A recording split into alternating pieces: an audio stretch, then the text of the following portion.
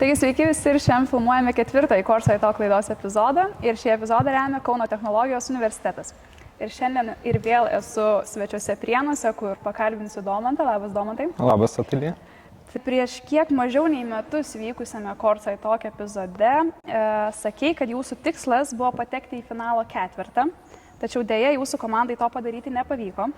Tai ko tavo manimų pritrūko ir ką reikia gerinti, norint būti tarp tų 4 geriausių komandų regionų krepšinio lygoje?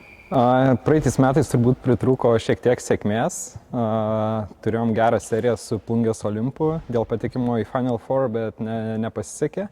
O šiais metais, nežinau, gal ko dabar trūksta būtent sezono pradžiai, tai daugiau viens kito supratimo ir susižaidimo. O tai kokie yra šio sezono tikslai? Šiaip su vadovybės dar nesam tiksliai išsiaiškinę, kokie tikslai. Aišku, kažkiek vėl svajojam apie tą Final Four, bet dabar, ko mums reikia, tikslai yra tiesiog rasti savo žaidimą ir tada po biškį žiūrėti tuos tikslus, realius tikslus. Kadangi sezonas dar visai neseniai prasidėjo, tai kaip vertini komandos komplektaciją ir kaip per šį laiką pavyko susižaisti? Šiaip komplektacijos dar trūksta turbūt, ieškome ir didelio žmogaus, kad visiškai laisvai galėtume jaustis, o susižaidimo faktas, kad trūksta, rezultatai rodo, dar iki galo viens kito nesuprantam, nežinom, kas ką daro, bet aš kaip ir minėjau, kiekvienas rungtynės, man atrodo, ir treniruotės eisim į priekį. Tai. Taip pat pakalbėkime ir apie tėtį. Tai kai tėtis ir brolis buvo Jonavos komandoje, tikrai dažnai apsilankydavo jų rungtynėse. Tai kaip yra dabar? Ar palaikote ryšį ir ar nuvažiuoji į Mažeikius palaikyti tėčio treniruojamos komandos? Jonava buvo biškai arčiau, tai žymiai lengviau buvo, o dabar Mažeikiai, tai ne, bet sakėm su broliu, kad reikės nuvažiuoti, kurias rungtynės jau palaikyti, bet dar nebuvo. Bet ryšys su tėčiu vis dar išlieka? Jo, vis tiek paklausiu, kaip sekasi, kodėl pralaimėt, viską. Pat įdomu, kasgi lėmė tavo pasirinkimą dar vienam sezonui likti regionų krepšinio lygoje ir atstovauti Prienų komandą? Šiaip turbūt užklasinė veikla atsirado daugiau veiklų, ko pasiekoje negalėjau turbūt rungtyniauti komandai, profesionalesniai komandai ir lygoje su daugiau treniruočių.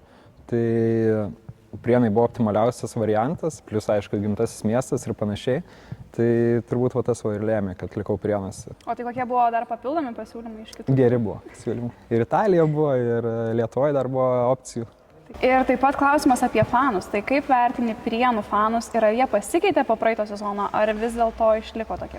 Praeitų metų pradžia tai irgi buvo sunki, nes rinkdavo ten gausybė fanų, bet mūsų rezultatai buvo geri.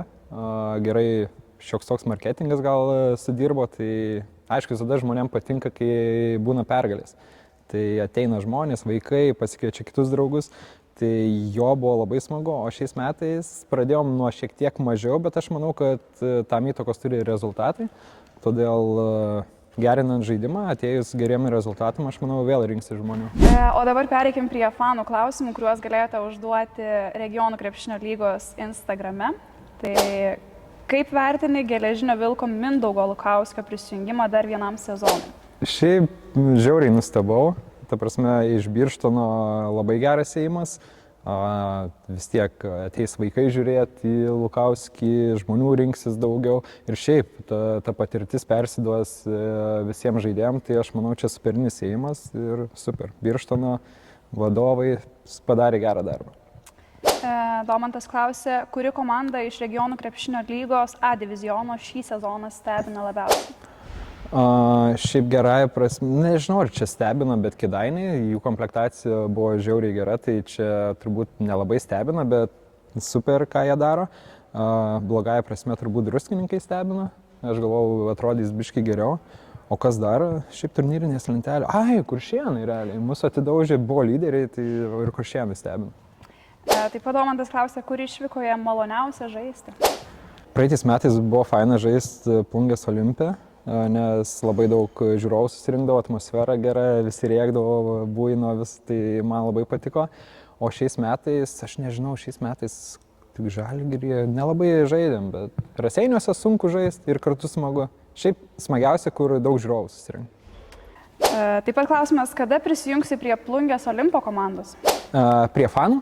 Nežinau, tai jeigu žaisit kada prie Prienų, aplink Prienus arba Vilniui, tai parašykit, atvarys palaikyti. Ar čia apie komandą? Tai kad niekas nekviečia. Ar neplanuoji prisijungti prie Mažeikių ir padėti savo tėčiui? Šiaip buvo planų, kvietė, bet galiausiai Prienų vadovai nedavė paleidžiamojo rašto, tai aš niekaip negaliu, atsiprašau tėtį, atsiprašau Mažeikiai.